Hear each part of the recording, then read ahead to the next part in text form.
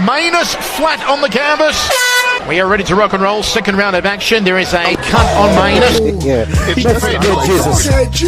Martial arts chat. My man B-Hop got dropped out the ring last night. I need a little judo baby. I need me a little judo baby, and let's do it, Rhonda. Let's give me You see what filming this? You've got a face for radio. I've got a face for radio. That's nice. Martial arts chat. Martial arts chat. Martial arts chat. Martial Arts Chat podcast is sponsored by A1 Fight Gear. A1 Fight Gear uses the latest cutting-edge boxing gloves for professional and amateur fighters, gym enthusiasts and kickboxers. Local and national gyms in the UK, do yourself a favour and check out a1fightgear.com. And if you're wanting to get into shape, get back into shape, then go to beastgear.co.uk. Use the coupon code MartialArtsChat to save 15% off your purchases. They've got core sliders, straps and barbell pads and complete strength and conditioning programs to suit your needs. We are also sponsored by Feel Supreme. FeelSupreme.co.uk offers CBD oil and natural nutrition. They will assist your progress in diet and lifestyle. Natural supplements and complementary services such as yoga, mind coaching and weight cutting programs. Finally, we are also sponsored by World of Martial Arts Television. WOMA.tv produces, finds, acquires, commissions and presents all you ever wanted to know about martial arts. Hello, my name's Chris Allen and this is the Martial Arts Chat podcast. Today I'm being joined by another one of Team Renegade's up and coming fighters. He's a huge prospect in the UK at the moment. It's Akonne Wanliss. How you doing, mate? Okay. I'm good, man. The force is here. I was going to see how long it took in the interview for that to come out, and it's come out nice and early in there. Love it. Like to see it. It's always there. The force is within us. Let's start there then. Let's start straight away. Where did the love for Star Wars come? Because it was made about 50 years before you were born. So where did the love for Star Wars come? Go ahead. First of all, sorry, man. I have a potty mouth. Do I need to watch my spelling? No, you don't at all. No problem. We're good. Fuck it. The first love for Star Wars came when I first seen the third movie. So they'd done the prequels. I seen the first prequel of when Anakin Skywalker, he was in like the little pod racing sort of stuff. Yeah. And I don't know why. I love racing, so I've always been into MotoGP and motorsports and stuff. And the fact that I had pod racing inside of Star Wars, that initially got me like hooked. I was like, oh my god, that's sick! That's so sick.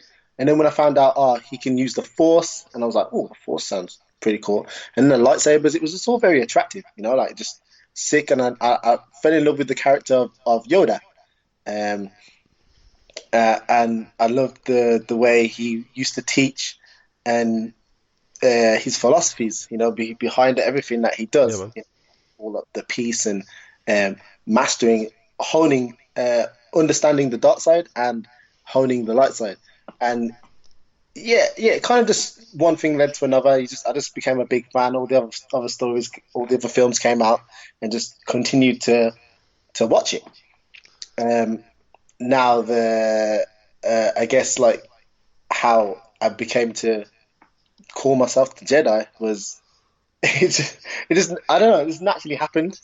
I like to be in character. I like to dress up. I like to.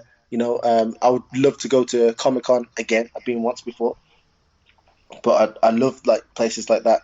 And being a Jedi is something that I'm sure if you're a fan of Star Wars, every person wants to be a Jedi. That's it. I think there was actually like a political party one time called the Jedi Party. I swear they actually got voted for because they had so many members. They had what, the Jedi Party? Yeah, like a political party. I'm going to Google it in a minute and find out about this, but I remember. Yeah. This actually goes deeper than just a fan and a love for it. Like there is even like a religion now, like this Jediism, and it. I don't know too much about it, but I know it's really influencing a lot of people. Yeah, mate, it's going to be the new Scientology. Yeah. So why? I know it might be a stupid question, but why Jedi with the number 3? All right, so that's not a stupid question at all. Okay. That's actually a very intellectual question from yourself. No Not many, doubt someone thinks so. yeah, people pick up on it. Everyone just thinks, oh, maybe I've just changed it for some reason, but there is a purpose why I've done it. Well, I mean, the shortest way I can explain it is that first of all, I like the number three. It's always been my lucky number, uh, because I like to be sort of different, outside the box. Everyone always used to be talking about, oh, the three is the wrong number. It's brings bad luck and all that sort of stuff. And I used to be the guy that used to walk, the posts, and you walk underneath them. You need to cross your fingers, apparently. Yeah. Do that when you were a kid. Yeah. So I would always walk underneath them and just be like to everybody, well, I'm not getting no bad luck, and step on the three manholes. Oh, I'm not getting no bad luck. I'm good. I create my own good luck. Create my own luck. So three has always been my favorite number. And then going into like mythology and like learning about history and that stuff and about the gods, that three is the god's favorite number. Right, didn't know that. Yeah. So I see like a power coming from the number three, and so I attached them two things to do with.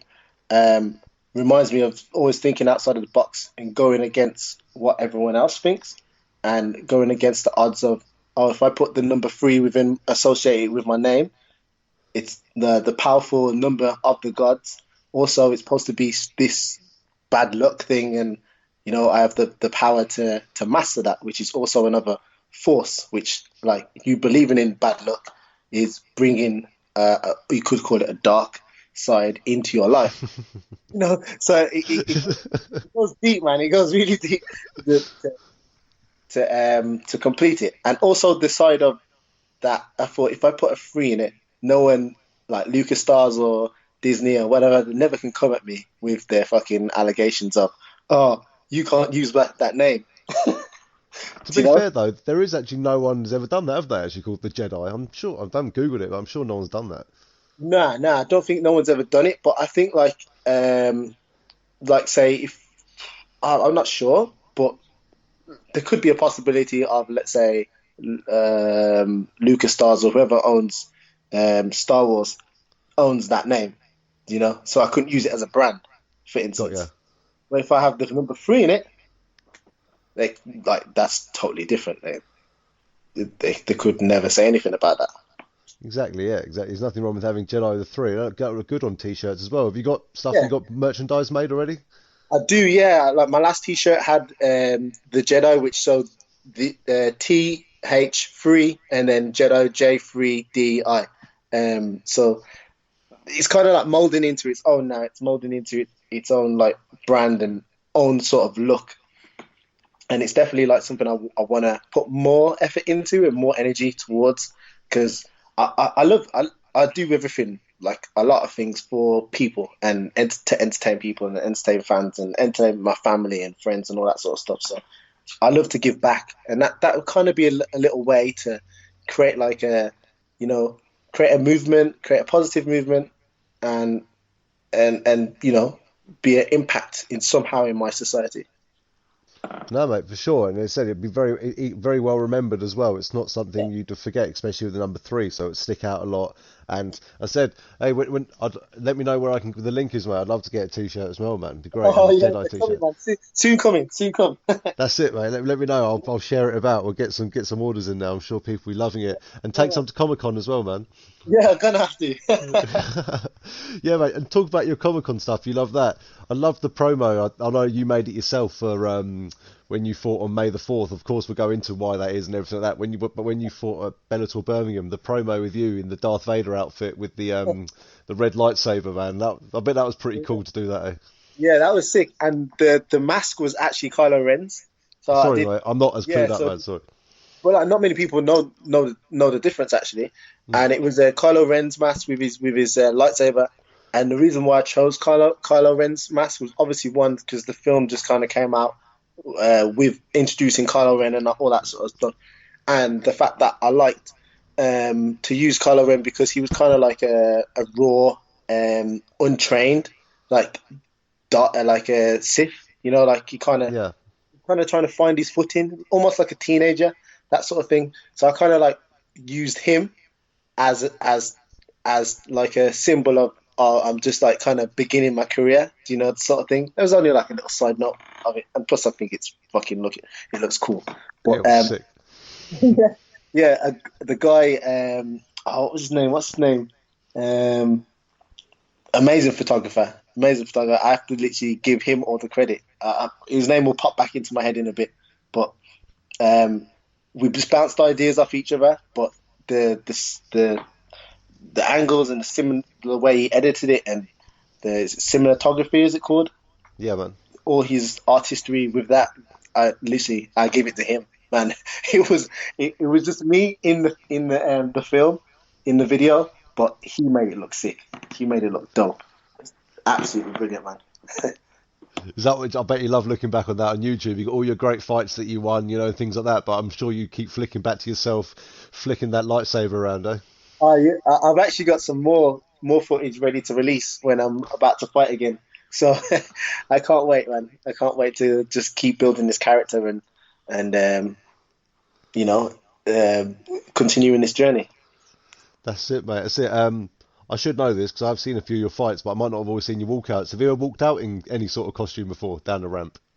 Yeah, so I walked out in the Kylo Ren mask last fight in May the 4th on Star Wars Day, which Yeah. was pretty.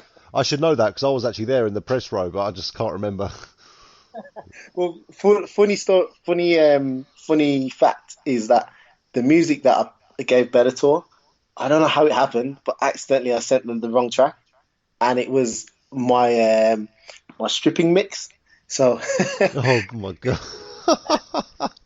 it- Party boy, so. listen, this was funny because my stripper name is Galaxy. Like, for everyone that doesn't know, I do stripping on the weekend, male review, dance, that sort of stuff. That's I bring in a bit of change, and the name I go by is Galaxy, another space sort of stuff. But Yeah, standard. yeah. But in the actual music, I put like the word, like the word I think it's called adlibs. Adlibs. I don't know like the technical words for music. Yeah. It says Galaxy, Galaxy. So I'm literally backstage on the back of the runway, and I hear the music go off, and it goes. I'm just like, what the fuck? Did you thought one of your mates stitched you up or something? You know what? I don't know how I did it. I must have like renamed the file. I was not, it was on the same hard drive, so yeah, it just yeah, it was funny. But I went out, done my same thing. Just walked out normally. I was gonna bring my lightsaber and stuff, and yeah. I'll tell you what, the views on your video for that fight have just gone up because everyone, even myself, I'm going to go back and rewatch them just to see the walkout again. Oh man, that's one way to advertise it, isn't it? Because the funny thing is that I was sitting there in the press row watching it all, and I didn't even pay attention to that. So no, fair play. I'll definitely be looking back at that. Obviously, I was back there when you were chatting with Steve Abbott as well. Great bloke. But so what I want to talk about, let's go back to that. So let's go back to fighting at Bellator, your last fight, okay? So Bellator Birmingham is amazing for you on many levels. So it's amazing for example, it's been Birmingham, so it's your hometown where you train. I know you're from Wolverhampton, but it's where your training gym's from. You're fighting on the same day as your teammate, and of course it was on May the 4th, Star Wars Day.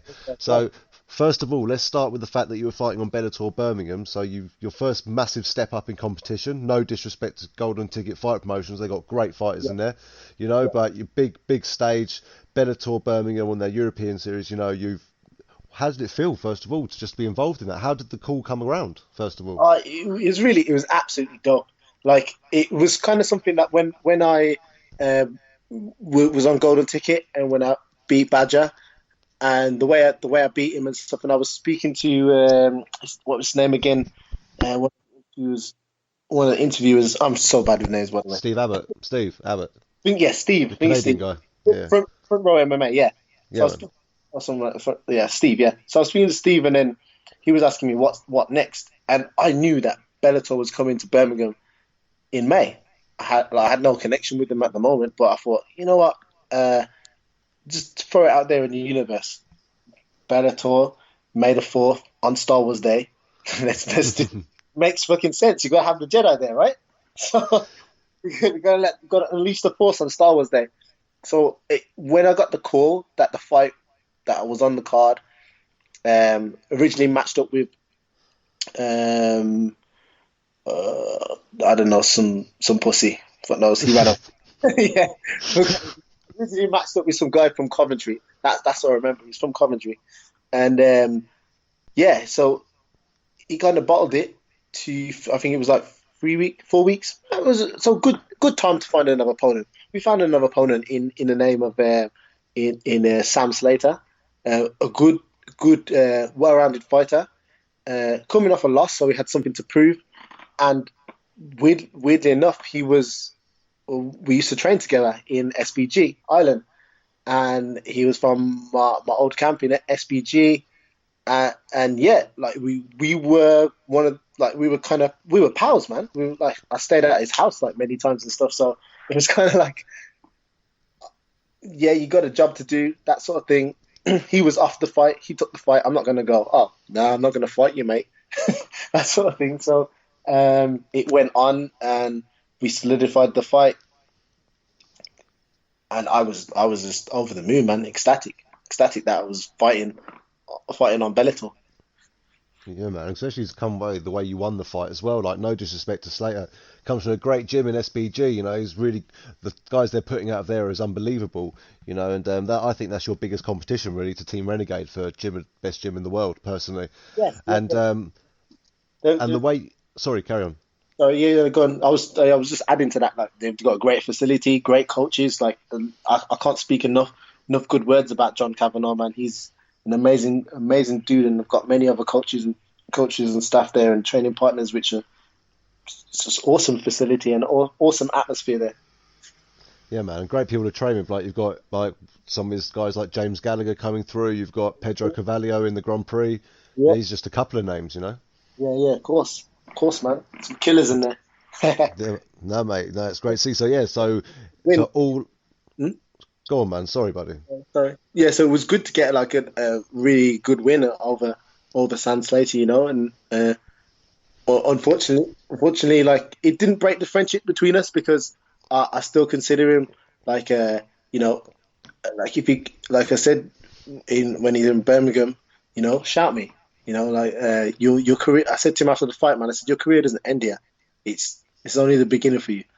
Pick your chin back up, and you make sure you fight with your heart next time. That sort of stuff. I felt like his heart wasn't there, but that's a story for another time. Unless you want to know about it. Yeah. Well, look, he's only 4 pro fights in similar to yourself. Do you know what I mean? So there's plenty of time. Yeah. Yeah, man. And the way you did it as well, no disrespect to Slater, I don't want to say, but God, I've never, that jab you're throwing out, I haven't seen people throw a jab like that since, you know, GSP and Bisping sort of thing. That was snapping his head back like anything. And then your straight punch as well, fantastic. And with all the added pressure, I'm not saying you're under pressure, but added pressure of the bigger stage in Birmingham on May the 4th, of course, you know, even bigger for you. You know, you just, without no disrespect to him, you just went straight through him, I thought, you know? Yeah. It was a clinical performance, and I unleashed the force.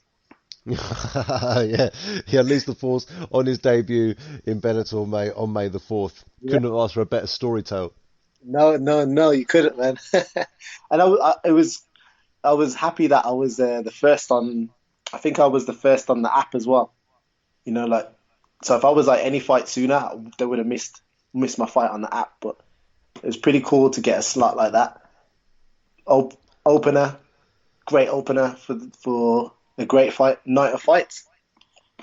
That's it, man. And everyone out there, the app, Bellator app's free to download. Download it. Just search for Akonne Wanliss, and it's on there now. Just check it out. It's definitely a good fight, and make sure you'll check out his stripper music as well in his last fight as well. Make sure you'll do that. Check out the what? The stripper music on your last fight. Oh yeah. See if you can clock it. Right. Oh, that is the first thing I'm gonna do. Anyway, like the DJ skills on there, hit me up. Is that yourself? Are you doing all the DJ stuff yourself? Yeah, so I mix all my music. I do everything. So I mix my music for my fight.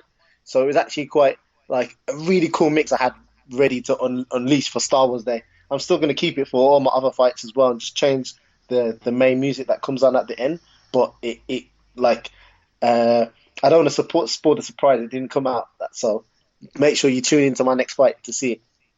Or to listen to it. Yeah, man, I can't wait. Can't wait for the promos. Can't wait for everything, mate. It's going to be great, mate. Really good. Well, I'm stupid. I should know this sort of thing. But so you trained at SBG, yeah? Did Yeah. you go from SBG to U while it was still UTC, or was it SBG to Renegade? So I started out in a gym called what was this gym called? In a little gym in Wolverhampton. Uh, Okay. what was the gym called again? Been that long now, so I forgot the gym. Well, yeah, I started in this gym in Wolverhampton. Yeah, man. I was there for a little bit, and then I moved to Birmingham, and that's when I went to to UTC. So I was still in the UTC days, about 4 years ago now, and that's when I first met Leon and his brother Fabian and Yannick and all the Yeah, squadron, man. and Nat Matthias, like all the regular faces that you see and know nowadays. And then the gym shot, I think it was like 2 years after that. So it must have been so I was there for a solid long time. And in between in that 2 years time, that's when I was flying back and forth. I was doing like a week in SBG and then like a week back at home. Then like a week in SBG and then like 4 weeks at home and then like 2 weeks in SBG. Like I'd be flying back and forth to both camps. And it kind of really stopped. It kind of I don't know why it stopped. It just kind of just one of the things that's kind of fizzled out. I had a lot of things to sort out at home as well. And in that time, UTC got shut down, so everyone just went to Renegade. And I think Yeah. that would be the best thing that happened, really, for Yeah. Birmingham. I think. Oh yeah, look at the killers it's bringing out of there, and there's people who live in Birmingham know it's not the easiest place to grow up in some areas, so it's nice to give them something to do, give some sort of sense of achievement. And I know Leon and Fabian, especially as well as a lot of them, like Aidan and the rest of you, are all really pushing to get the youth in there Yeah, and start training all them kids up. yeah. It was a shame that UTC got shut down because they had a great program to bring in kids off the street and great kids classes and stuff. And there's some awesome kids classes at Renegade too.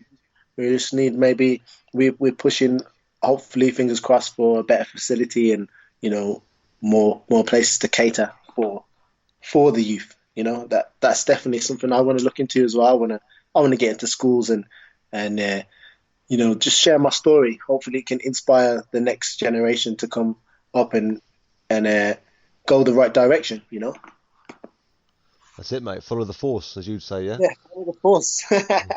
What I love listening to you, mate, is how you describe things like, got to take things to the universe and all words like this, mate. It's brilliant. It's definitely part of you now, isn't it? Oh, it is, man, and it always has been. Like, Yeah. it's not like some facade that I've just made up just when I started fighting.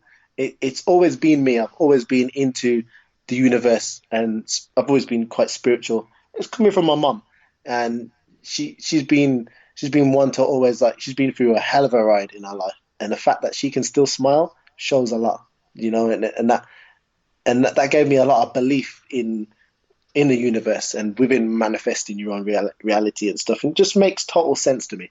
So it's something ingrained in me, and yeah, I do push that in an entertainment in the form of the force. When I say the force, it is the universe for me. That is the way I am manifesting things and stuff. So it's just as real as it is an entertainment. Yeah, man. So you got your. I always thought people might think, his big inspiration is Star Wars and the Force, but it sounds like the biggest inspiration you had was come from the home, from your housemate, from your mother. Yeah, it has, man. My mom is my mom's the master emperor. Yeah. She's like we used to call her the fire breathing dragon.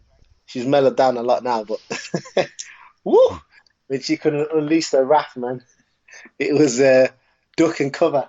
But no, she's been a solid rock to.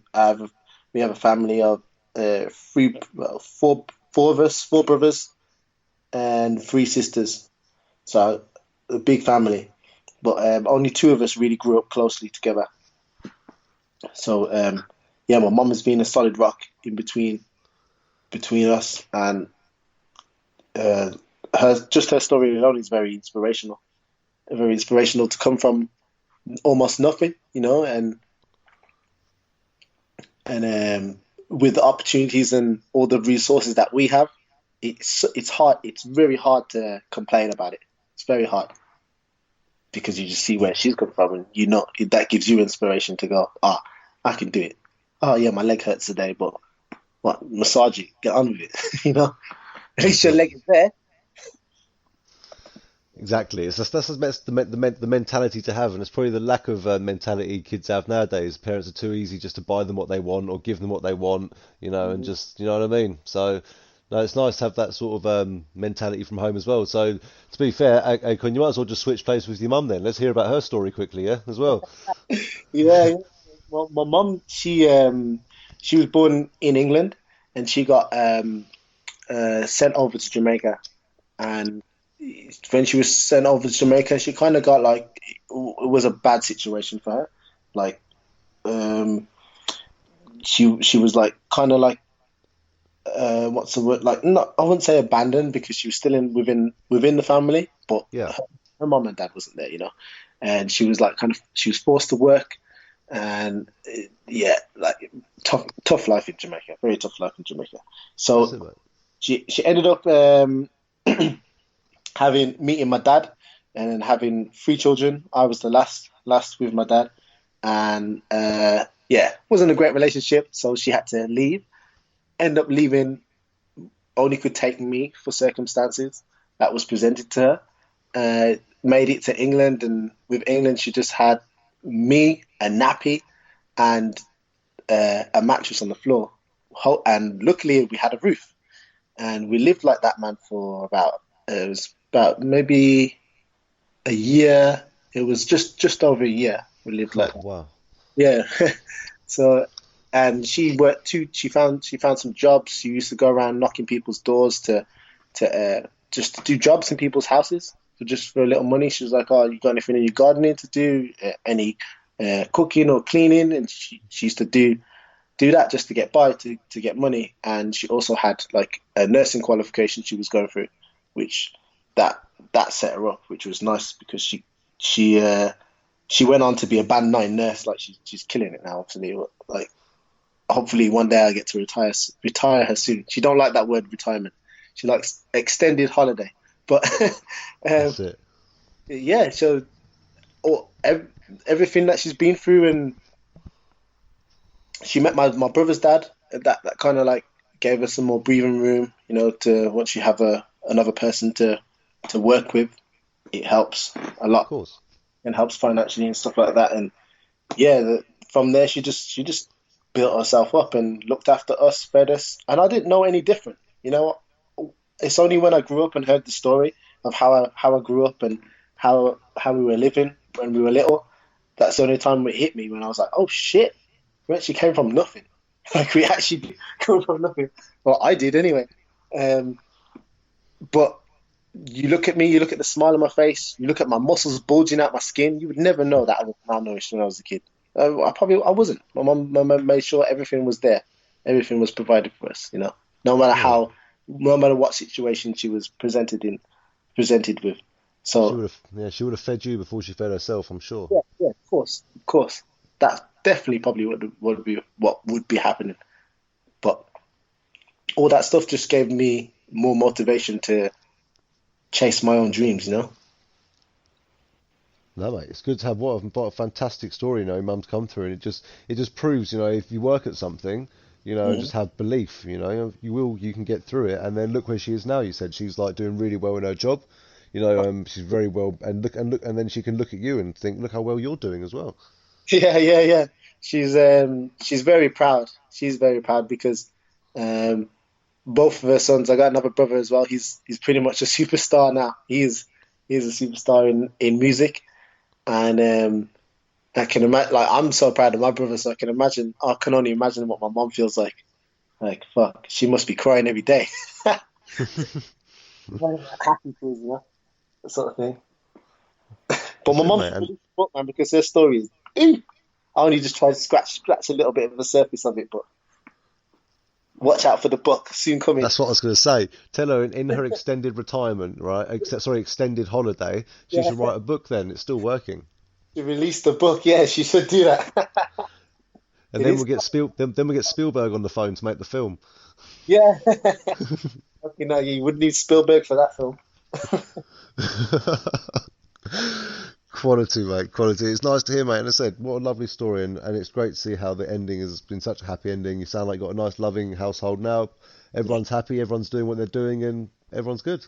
Yeah, of course, man, of course. There is a happy ending, so it's not always fairy tales that have happy endings. Sometimes nightmares too. That's it, man. Yeah. Yeah, but the story's still continuing for you. Like, you're still young, you know. You're only 4 fights into your pro career. You've only been fighting for a year as pro. You know what I mean? So, and you've had 4 fights. You've won 3 of those fights, and you know you can't exactly count yourself out. You've yet to see the fight. You've yet to win. You've win on a decision. You're always finishing your fights. Yeah. For your amateur career as well. Exactly. Yeah. So ever since when I started MMA, the story of me starting MMA was like I was kickboxing before. Yeah.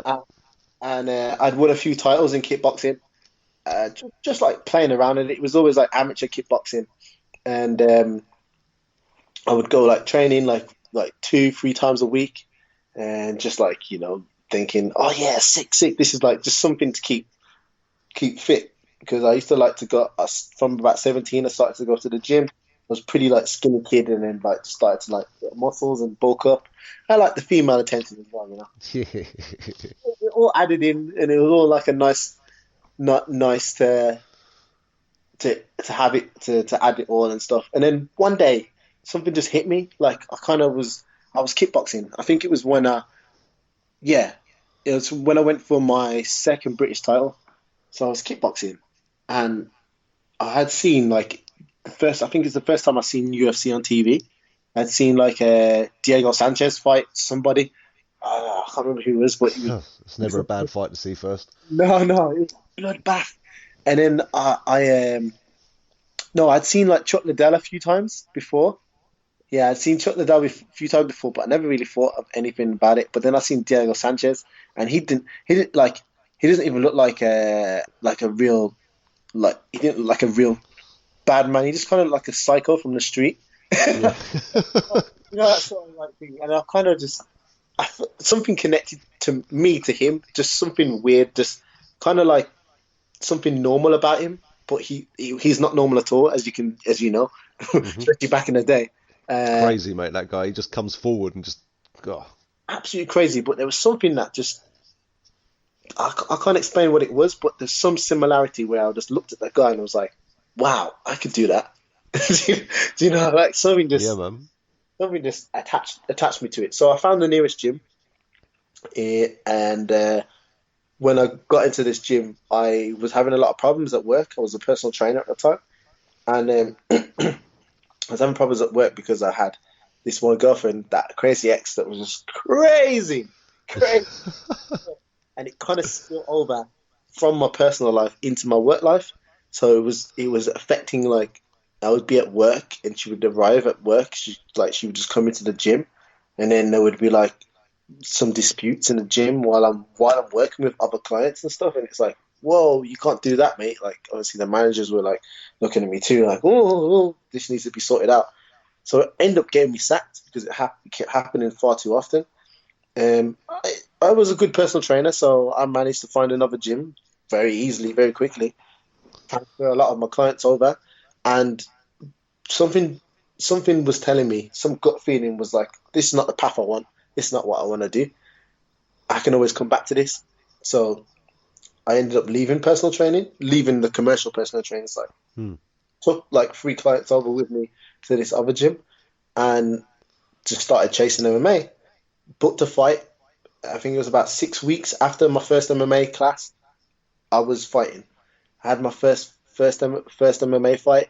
After that, I just did not look back. I met this guy called another important guy in my life still now is Kerith Brown. I met him and I call him my mentor, and he just kind of guided me in the right direction and guided me to UTC and beyond. And so I got connections with SBG too, and just just one thing led to another, and just kept putting the hard work in, and here we are. Yeah, here we are. You know what I mean? After 4 fights, well, actually saying that after I think by your third pro fight, you're holding a title. You know, you're knocking out you're winning by TKO in first rounds. Was that in Golden Ticket Fight Promotion when you won your first title on your third pro fight? Yeah. Oh yeah. Pro title. Yeah. In my pro career. Yeah, man. Yeah. Only the third fight, and like you said, back in my amateur days, I was doing that anyway. My first fight was like a mad little back and forth bloodbath because I didn't know how to grapple. And like I said, I've been training MMA for 6 weeks, and then go into an MMA fight, and then to get beat him up on the feet, but get out grappled. It's always going to happen. But after that, that really really set me to go learn how to grapple and learn how to do jiu-jitsu, learn how to wrestle, Greco-Roman and all that sort of stuff, and just try and make a whole complete game. Like I am now a whole complete MMA fighter now. We went to IMAFs. So the great thing about meeting Kerif is that he's president of IMAF now. Mm-hmm. And so that kind of like helped me being able to get into high level competition before even getting into the pro ranks. So it's a great experience, man. Absolutely great experience. Just Vegas was never again. Vegas will be a never again on the list. But yeah, it's come a long way, man. In such a short time as well. It's only been like 4.5 years. 4.5 years all this has happened. Yeah, mate. I bet it feels it's gone quickly, yeah? Yeah, when I talk about it, I feel like, oh shit, I was an amateur yesterday. I was eating sugary bacon like last week. Yeah, I was eating sugary bacon now. Than that. I think it was like 2015, something like that. Yeah, man. Well, you definitely got with Ken. Was it Kerif? You said Kerif Brown. Kerif Brown, yeah. Yeah, with him, like he definitely said he obviously put you up with the best fights you could get at the time because look at your pro debut. Yeah, despite the outcome, you know, it was still on Bama. You're fighting a big card at Bama for your pro debut. You know, I know it must be pretty scary. Not scary, but it's a lot. You know, it's a lot to take in opposed to just going on a regional and fighting some journeyman. You know, I've never been one to do things small. I've always wanted to be the best and want to do the best, and that means not shying away from the highest level of competition. I can beat up all the regional people all the time, but what is that? Like, you know, it's only get you so far, in my eyes, anyway. Exactly, yeah, exactly. And you want to test yourself as well. You don't want to pad your record too much and get to the big stage, and then you start experiencing defeat when you've been so used to, you know, winning. So you might even say, even though your pro debut did end in you lost by unanimous decision, you probably learn a lot from that, don't you? Oh yeah, I learned a hell of a lot. Like it's weird that we speak about this now because I was talking about that again earlier this morning with Tom, and I was saying that was such a turning point in my career, that losing the way I did on points just really lit some more of a fire in my ass. Like I had motivation to do this anyway, but this just kind of it just woken me up to, yo, this ain't no game. You can't play at MMA. You really need to submerge your whole life into this if you want to be the best, you know? If you don't want to be the best, then play around a bit, you know? Earn a bit of money here and there. It's a dangerous game to play, but I'm not your parent to tell you what to do with your life, you know? But it's really, I feel it's something that you have to really submerge yourself into and to become the best, you know? With everything out there as well, actually, not just MMA. No, you're right, and you said it's multiple disciplines. You know, it's not just learning the one. It's like a game of chess in there. One wrong move is a knockout, or one wrong move is a submission. You know, you got to be you can't just be completely uneducated. You know, you really need to have some sort of good background of education to really do well in this. Do you think? Yeah, 100. I definitely agree with that. Especially now how MMA is going and how fast it's growing now. It's such a fast growing sport that if you got a hole in your game, you'll get found out some way or another. You know, so it's definitely important to learn it all. become a jack of all trades, as they say now. Yeah, that's it. Obviously, we were talking about how you got in, obviously when you first started MMA and stuff like that. But what actually made you want to do combat sports? Like, I want to go and fight. I want to go and fight and stuff like that. Was it the Diego Sanchez fight? Um, I think it was a mixture between Diego Sanchez and Chuck Liddell. Like Okay. Chuck Liddell, the Iceman, Chuck Liddell.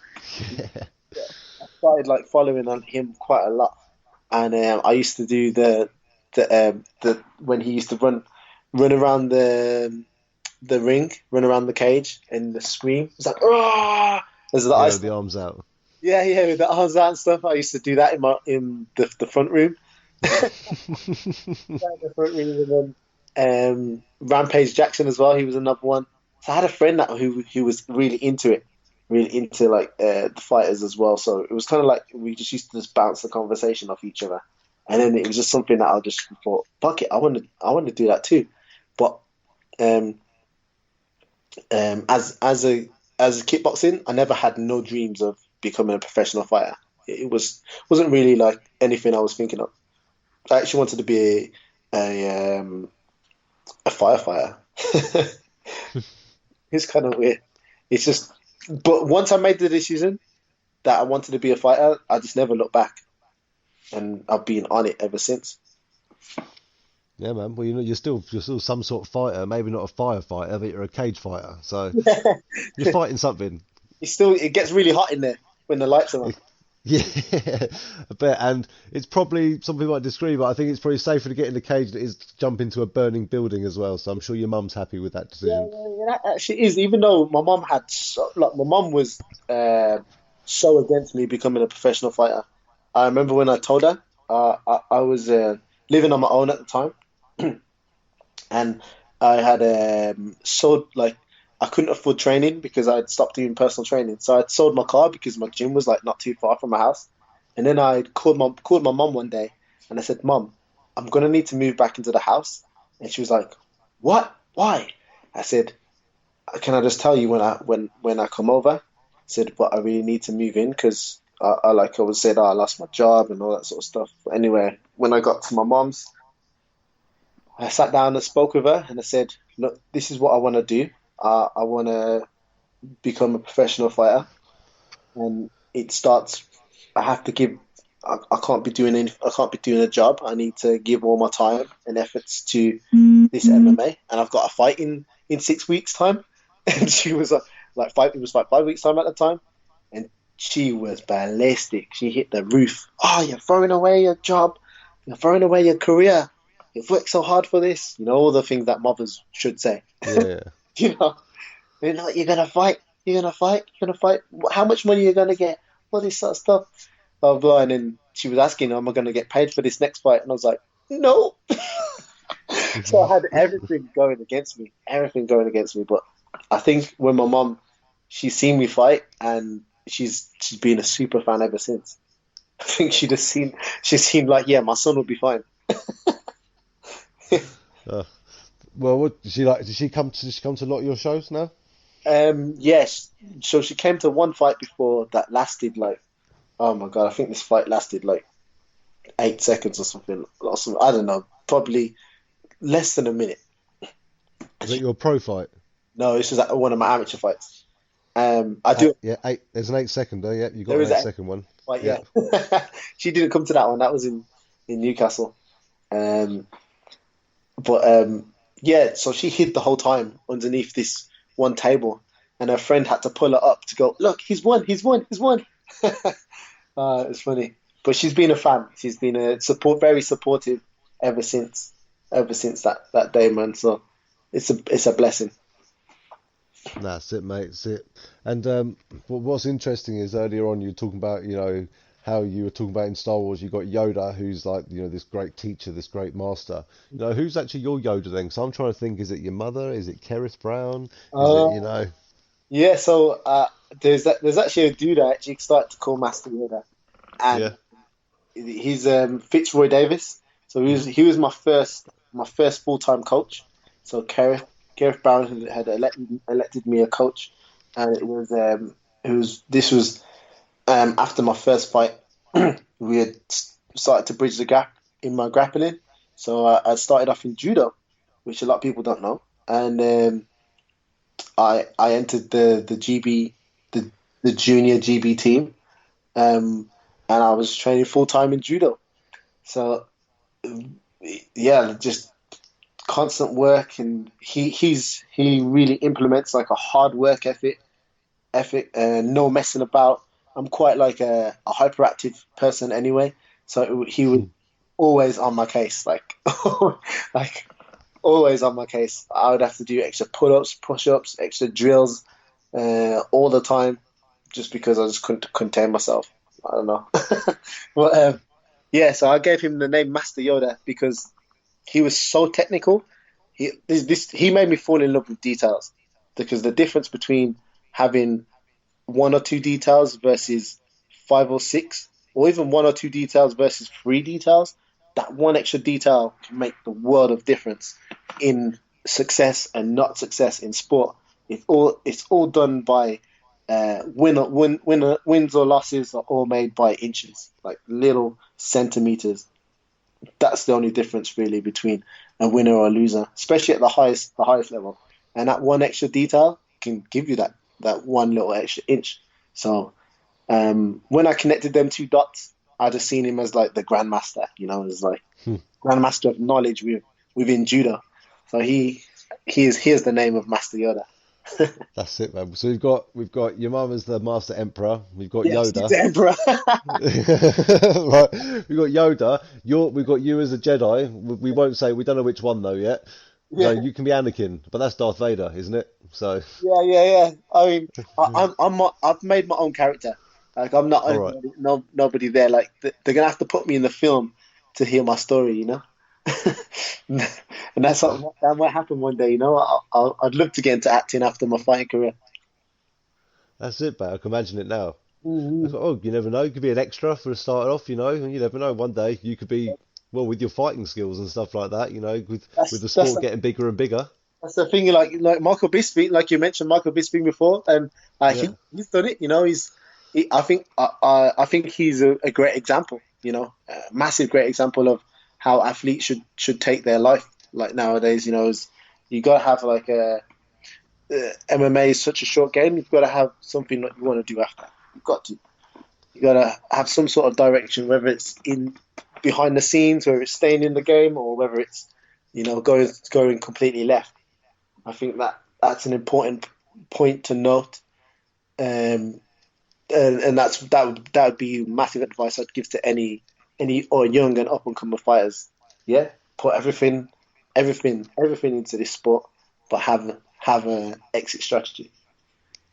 That's it. And like yourself, you can obviously, because you're established professional fighter, and you will be a very much veteran of the sport by the time you retire. So you can always pass on your knowledge, open your own gyms, carry on with your personal training. There's so many different things you can do. Because a lot of people don't understand this. You guys are fighters, but you do other bits and bobs to help the money come in. Like not many people would have known that you got. Not many people knew that you were Galaxy. You know what I mean? What they do now. Yeah. But some people might just teach a few classes, But whatever floats your boat, man. Whatever floats your boat, yeah. No, that's it, mate. But it's interesting, though, isn't it? These are the things people don't know and people don't hear about. Like you're talking about your judo as well. No one knew about that stuff like that. So no, it's really interesting to hear your background, your story, and all those bits and bobs like that as well. But one thing I'm gonna pull you up on, which I think is really interesting. I want everyone out there to go and visit it as well, who's listening to this. Yeah. You need to go check out this man's YouTube page. First of all, you'll see one of his, obviously I think it's his latest one, which was the promo to Birmingham, where obviously we were talking about he was dressed up, not as Darth Vader, what was his name? Kylo Ren. That's it, yeah, dressed up like that with the lightsaber and all that sort of stuff. It was really good. It actually looked like, the makers of Star Wars actually did that. Yeah. So that was sick as well. But one of my favourite ones, I was crying. You got to watch, as we were talking about your trip to Vegas. Explain to people a little bit more about your trip to Vegas and like why you went there and stuff like that. Yeah, so my trip to Vegas was a part of the IMAF. So I had done an amateur tournament in the UK, which was sponsored by BAMA, and this is another cool point actually to add, is that I had won this tournament. I had three knockouts in my division. So it was 2 knockouts in the first day, and then I knocked out my last guy in the second day. Were the guy that was overseeing it all was David Green, who he's now obviously with Bellator. But Yeah. he was the guy that was overseeing all of Bama. And I remember walking up to him going, "You're going to sign me one day when I turn pro." And it's like obviously when you just finish the fight, you're like, you know, you like kind of like you're just boisterous. And I remember he was like, he just kind of just was kind of like took it as almost like a compliment. It was like he took it well, I think.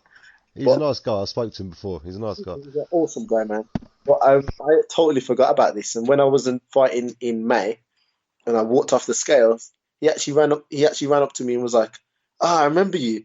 You told me that you were gonna. I was gonna sign you." And he was like, "Look where you are now." And I was like, "Oh yeah, fucking hell." That's it. I was going to say, yeah, because he was at Bama, wasn't he, when you joined? Yeah. And he was like, "Look who you are now." It was actually crazy to think it. But what I was saying about IMAF. So I won that tournament, and that allowed me to go into represent GB for the Worlds. So I got selected to go to the Worlds. So we went to the Worlds, which was held in Vegas that year, and there's 32 people per category, and held over 5 days of fights. And so we went over to IMAF, went over to Vegas, and I recorded my whole journey from when I left my home to pretty much when I came back, and I smacked that all on YouTube, and it's pretty funny.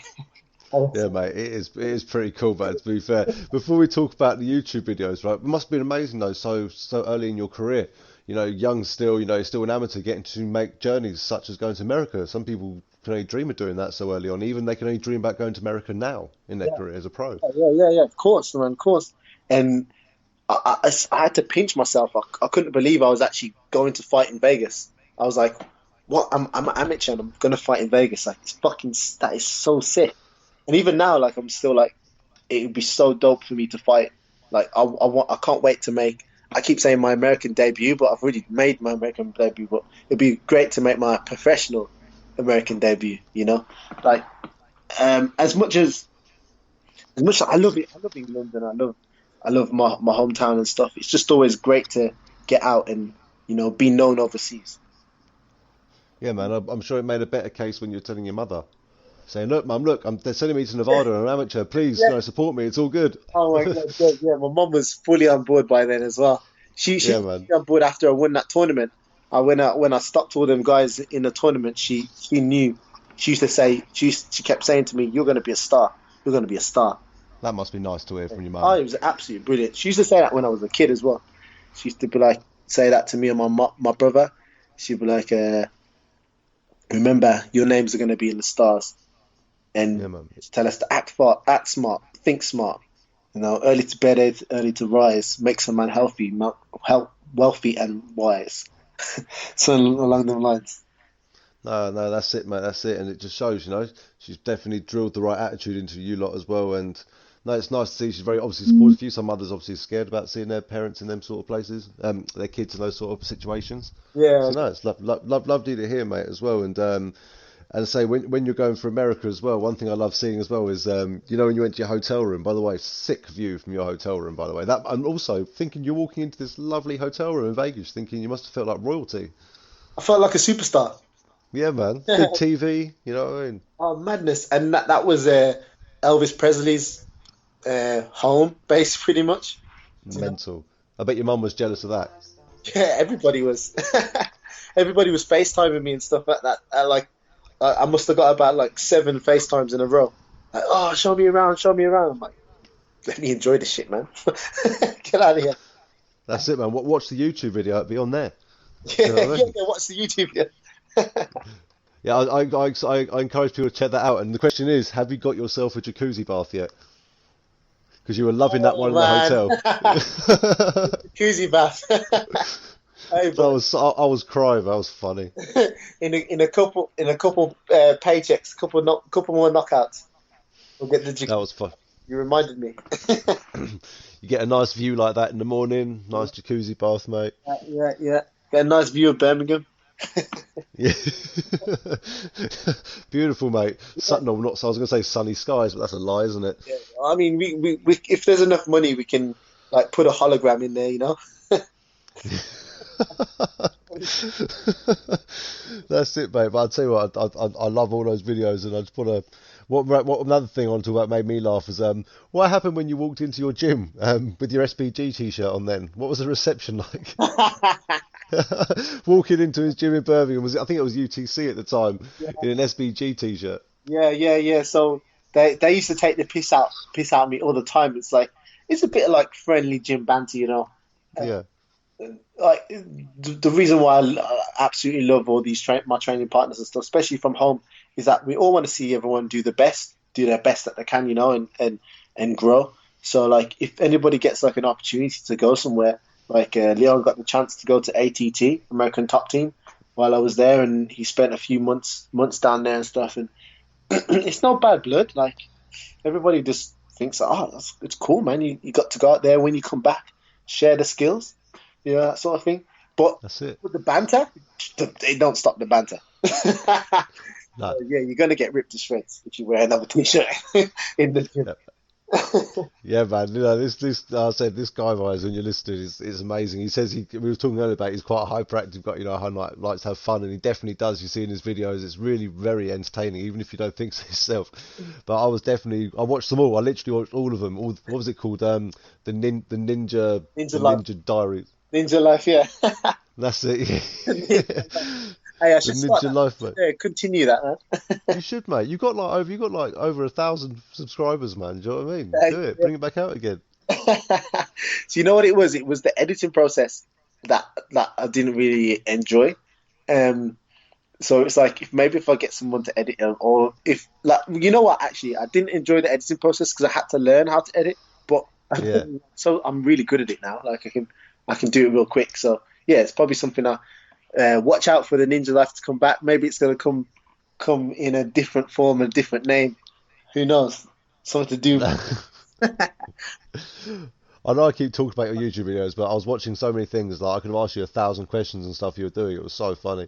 It's a great for the life, though, isn't it? Like I think it's a good tool to use. Like, as you can see, with like, it's good to show like people in your how you are naturally. You know, that's why like when I chat to you guys, we don't talk about your fights so much. Well, we do, but not too deeply. You know, because it's interesting to find about the normal things you get on in life. You know, you're not just fighters. No, we're not. We're not just like stuck in a cage, and you know, and just that is our life. Like obviously, it is a big part of our life, but we go home just like everybody else. We go to sleep just like everybody else. People have wives, people have kids, people have like relationships with everyone else, and there's so much more to a human being than just the surface that a lot of people see on Instagram, for example. No, mate, for sure. And I know to definitely keep you happy as well. As long as people don't if you want to upset this man, right, just sneak into his house and take his Jaffa cakes. I've seen the videos. All right, he is partial to a Jaffa cake. His trainer's out there, so check his gym bag for empty boxes. I don't think you'll be able to escape my house once you touch them Jaffa cakes. No, that is it. You're, like, if you escape alive, you are a lucky man. Become a professional fighter straight away if you escape alive. Ninja, John Wick. I'll call you John Wick. That'll be your You're going to eat your Jaffa cake and you're going to take a bite and there'll be a bullet hole going through it. Yeah, in it. Lightsaber. That's it. Your character could be a hybrid of John Wick and blooming a Jedi. Imagine. He's sick. Oh, but he does the sickest fight scenes ever. So imagine something along them lines. We could do it. We could unleash the force like that. Yeah, mate. Get the choreography done. You can do the shooting with the what's the pistol called? The plasma rifle or something like that. Yeah, you can have that. You can have two of them, and then on your back you could have double lightsaber swords. I don't know, mate. I'm getting too creative. Yeah, man. I think I have to write this shit down. Wait for the next promo video. Send you some credits. Yeah, next promo video is coming out soon, man. So yeah, that's it, mate. I haven't announced my next fight yet, but it's a nice one. Can you say if it's going to be this year at all? Yeah, it's definitely going to be this year. I'm a guy that likes to stay active. So 100% this year. And also one thing I loved as well. Have you still got the Star Wars flip flops? And you're lucky I'm not going to. I might ask you to sit here and sing the tune as well, because there was a part in your video where you're doing the Star Wars tune, and all of a sudden you get this camera angle and it goes down. It's these Star Wars flip flops. Absolutely jokes. So you know the thing about them flip flops, they actually disappeared when I was in SPG, because I was in Dublin making that video, right? I think it was. Yeah, no, you were. Yeah, you were in Ireland. Yeah, you're in Dublin. Yeah. Yeah, I was in Dublin, so I found the slippers in Dublin, and the only pain about traveling back and forth to Dublin was the fact that I couldn't fit everything in my suitcase, so I'd have to leave like some stuff in the gym, some stuff like at the hostel that I regularly used to go back and forth to, and they would like keep stuff for me, but shit would go missing. And yeah, someone stole my not my Jaffa cakes. Someone stole my yeah, not my Jaffa cakes, dude. Someone definitely stole my flip flops. Unfortunately, damn it. Well, anyone who's listening to this, if you're out there and you've got these flip flops, right? There's no hard feelings. We can just get them back. No. Listen. If you're out there and you have my flip flops, I will find them and I will kill you. Oh God, we've gone from John Wick now to whatever his name is, fucking Liam Neeson. Yeah, Liam Neeson. Jedi Neeson. Oh yeah, of course, he was in one of the films, wasn't he, Liam Neeson? I think he was, yeah. I think he was in one of the films. Well, I think in the Batman film. I don't know now. He was definitely in Batman. He's been in action films. I know he has. Yeah, man, that's it. And also, it's how's the swimming coming along as well, mate? Because last time you were calling out for Michael Phelps to come and save you. Yeah. What, me swimming? Yeah, you said you're too busy. Do you still feel like you're drowning all the time? Yeah. Nah. You know what? I'm actually doing pretty all right now. Like I can string together 3 lengths. Like as it's actually semi-embarrassing that when the 50-year-old woman, or maybe she's 60. She's banging like 70 laps, like with ease, and I'm there like nearly drowning after 3 laps. But it's something. It's a new skill. It's something that I'm learning, and I always knew how to swim, but the front chords always eluded me, and I'm getting the technique down. It's just the breathing patterns now. I'm gonna get down, and I'll be well on my way to be doing open water swimming and maybe some races and stuff in the near future. So I'm excited for all that. That's it, man. It's the best training, as they say. Use every muscle in your body. Yeah. They say it's the highest work rate. Like, the highest capacity of work rate is swimming. So it'll definitely be a nice feather to put in the cap to do conditioning in the pool. So yeah, that's another what's the name incentive for me to really get this swimming down. Yeah, mate, swimming's killer, mate. I've done swimming before. It just knocks you. Do you know what I mean? Now I just float. That's what I just do now. It's easier. I can't even float. They say black man swim. Just hold your breath. Black man sink. Yeah, I'm going to try that. But listen, just hold your breath. You'll float. All right.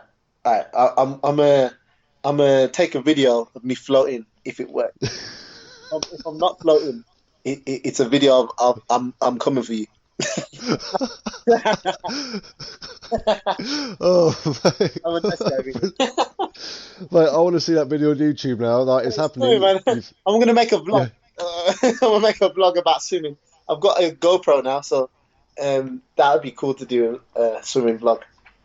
You've got to hold your breath, keep it all held in as much deep as you can, and just hold it there, and just go limp, and your body will float. I promise you. Do it in the shallow end if you're scared. No, I'm not scared. I didn't say you were. Jedis don't get scared. Yeah, I don't get scared. There's no fear in the Jedi. That's it, man. Oh, I wouldn't get scared either training where you are. That's one thing we haven't really spoken about. You've got, obviously, you're training with all these great people. You're training like SBG and all these great places since you come to the UK. And isn't it amazing that you've just walked into places like SBG and now Team Renegade? It's some of the best, as I said, the best guys in the world, and they're on your doorstep. Yeah, it does give you a lot of confidence, and when I'm training next to like Leon, for example, 4th in the whole world, and you know, I'll be training with him day out, day in and day out, and you know how training goes and stuff, and how can that not give you confidence, man? Like, No. to when you think of it, like, if I get this success against this person, you don't really try and think of it like that, but you know the level that you get to, you know, and the success you have in the gym, and the success you garner in the gym. Training breeds confidence, so it's preparation and just preparation and preparation. And you prepare with the best guys. You go fight someone who's who's matchmate supposedly on your level. You get performances like I've been putting out.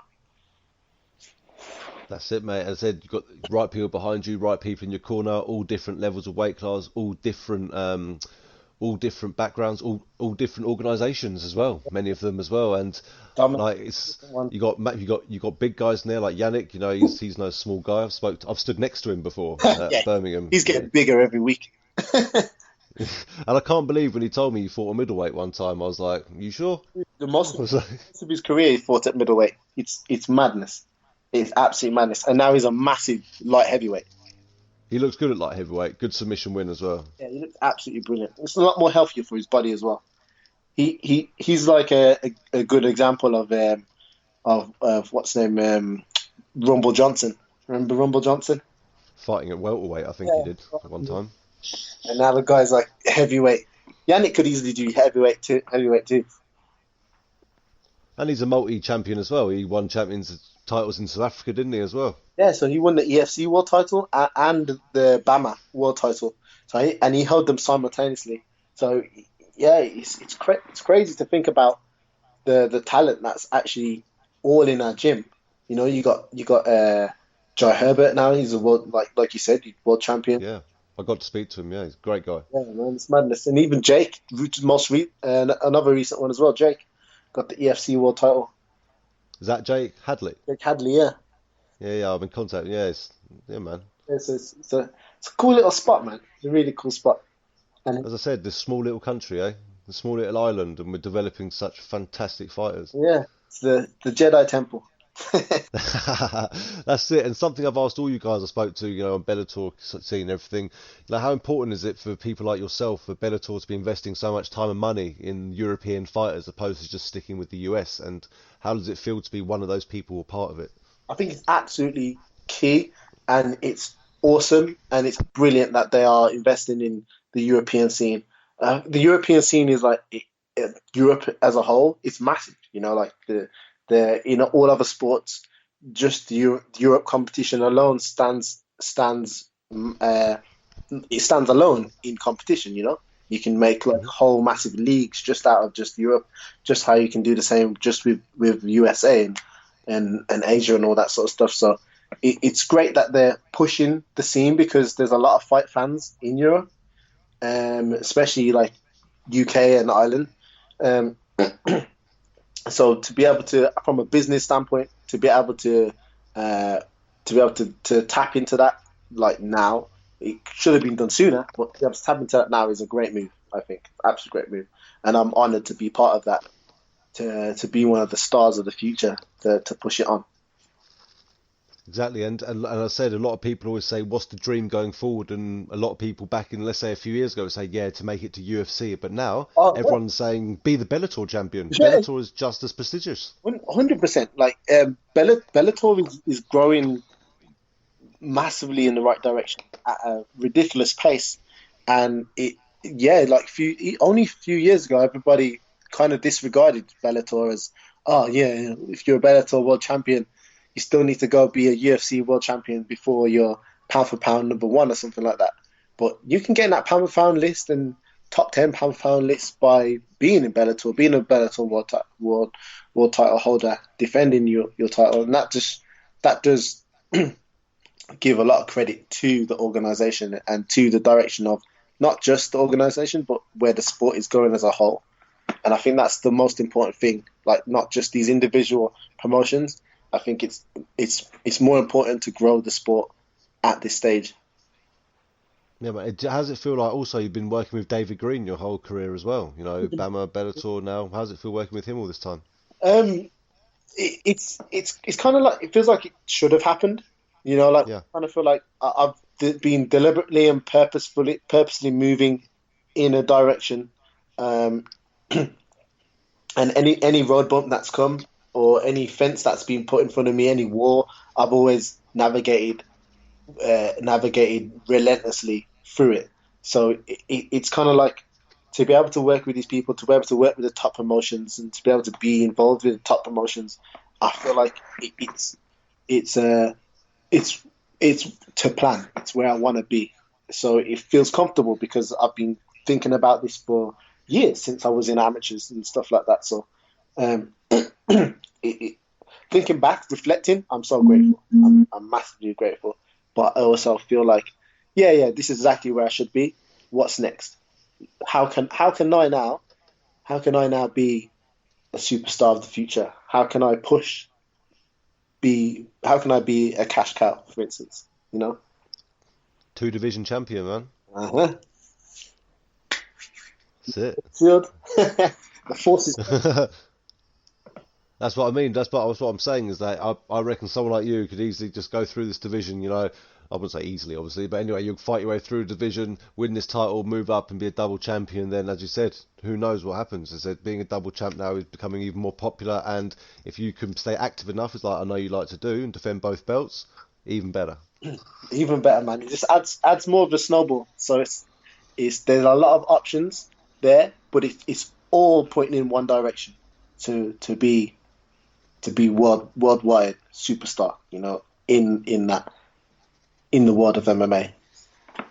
And then, Yeah, man. Well, you're getting there with your YouTube. You're becoming a YouTube sensation. You know what I mean? You're going to become a YouTube sensation. He's going to become an MMA sensation. but that's the plan. Like, you know, everything just snowballs effects off it. Like, MMA will always be the core of it. MMA will, like, my training will always be the core of all my hard work. Everything that I want to achieve will be through me getting in that gym and putting blood, sweat, and tears down. Well, there's hardly, I don't think there's no tears, but maybe some, like, eye water, something like that, and a couple farts. But yeah, I don't know if I ate a bad Sunday dinner, but yeah, it's all going to be down to hard work and perseverance and just consistency. And, you know, we'll blink, and just like how I was like, oh man, I was in Vegas felt like I was in Vegas last week.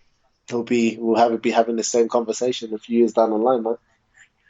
Okay. That's it. Well, you're definitely doing the right things. I said you've had your experiences in Vegas early on.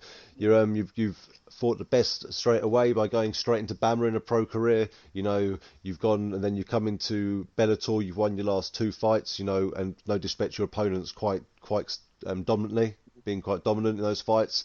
So, and you're very young. And as I said, the team you've got behind you and the people you train with. You know, you've got the foundations there. You know, you've got the mentality there from your mother's background, from the lessons she's taught you. So you are a prime example of what a fighter nowadays is, and I believe you're a prime example of the new breed of fighter coming in, learning MMA pretty much as a whole. I know you did a bit of K1 before, a bit of kickboxing before, but your main thing was MMA. Yeah. So this is definitely your time, man. I'm telling you. You showing the words. I need you in my corner next time, right? Mate, don't say things like that to me, because that's me having my dream now. Do you know what I mean?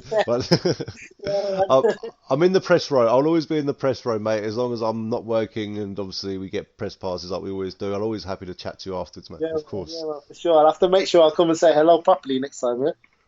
That's right. And I'm going to bring some Jaffa cakes with me. Yeah. I'll just be searching out for the Jaffa cakes. Where's some Jaffa cakes, man?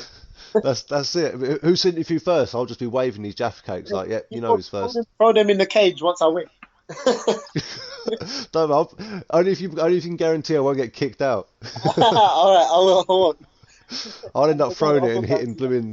I end up throwing it and hitting blooming a referee straight in the head or something. And I'll be like, oh god. You'll have to find my management. You find KD, man. He gets away with everything. Who? Give a shout out quickly. Who's your management, man? So I got management. I'm actually in a very blessed position to be managed by Mongol Management, Black Panther Sports, and BLVK Management. So they look after various different things within my career, and a great bunch of people down there. And we bang heads every now and again, and we just make shit happen. So That's interesting, mate. And I'm sure they love having you on board as well. And I don't mind saying I myself started looking into fight management myself, so it's something I'd love to get involved with and looking after fighters like people like yourself through their career and things like that, mate. So no, it's great to hear you've got good managers behind you and that they're looking after you. And as I say, man, you've got the foundations. Everything's going really well for you. So well done, mate. And I said it's great to have another UK fighter coming through. I'm sorry if everyone's sitting there thinking he's brown nosing this guy, but again, I might have to stay neutral because we're journalists or whatever, but I don't care. We're from the UK, yeah, and I'm supporting my UK fighters. As Jim, man. But yeah, I appreciate your kind words, man. I appreciate it, and it's always good.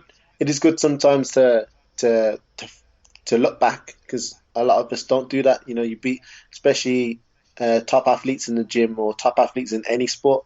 You don't realize how far you've come, and sometimes when you feel like if you're lacking motivation and stuff, you just need to think of how far you've come and how much more effort you can put in. Finding that one extra 1% can really drive you into even higher heights, double the things that you've just done already and achieved at, let's say, 98%. What could you do at 99%? What could you do at 100%? It's just speaking out to the audience right now, like, find what you want to do and just chase it, man. Chase your dreams. Use the force. I was waiting for it. Yeah, that's what I was there, man. Use the force and take it away to another universe, and then you might find galaxy. Well, if you're listening to his walkout music, you will. Hey, any hen parties, any ladies that want any private shows, hit me up.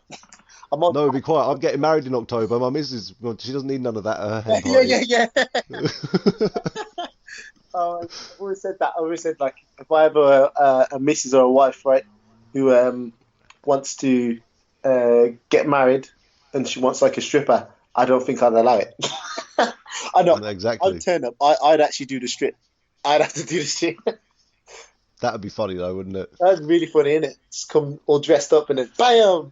Oh, it's your husband. I'll bloody Velcro suit. Do you know what I mean? Rip. Funny, man. Funny.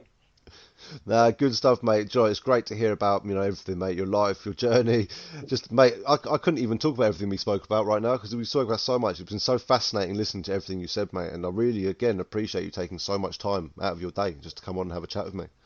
I appreciate you for having me on here, man. It's good to be able to connect with you, man, and to be able to share some of my story out there and stuff. So I appreciate the opportunity of you giving me that.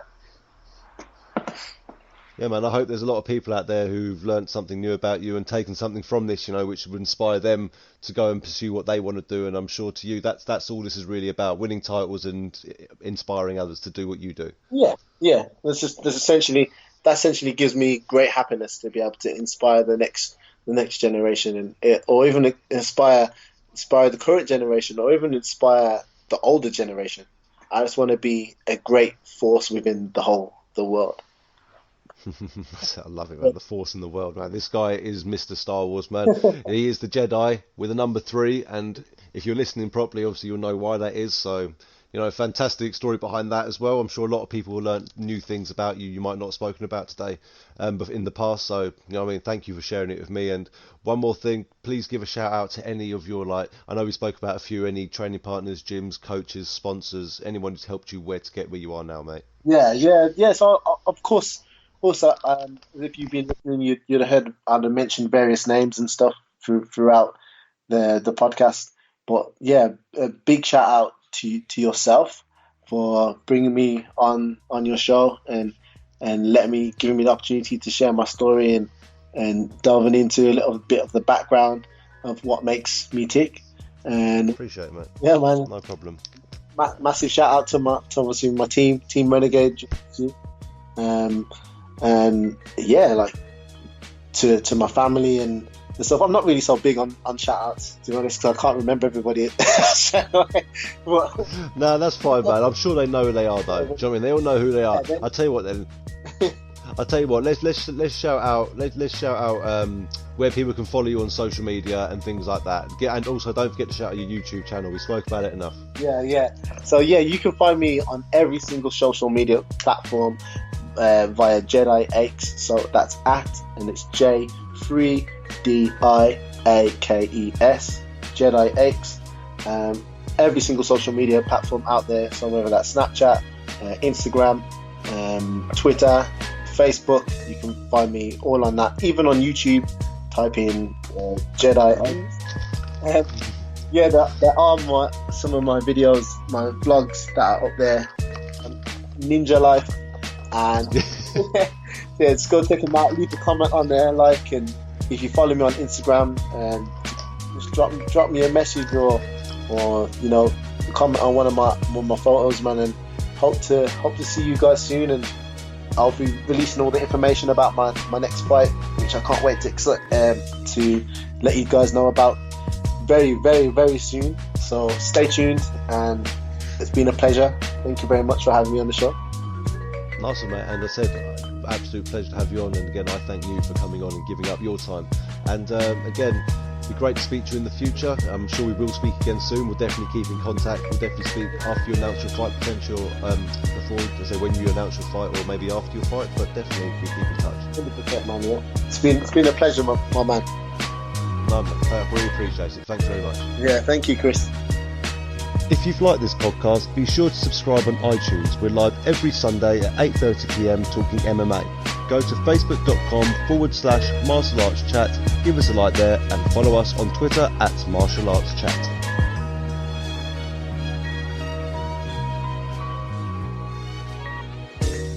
Change your heart.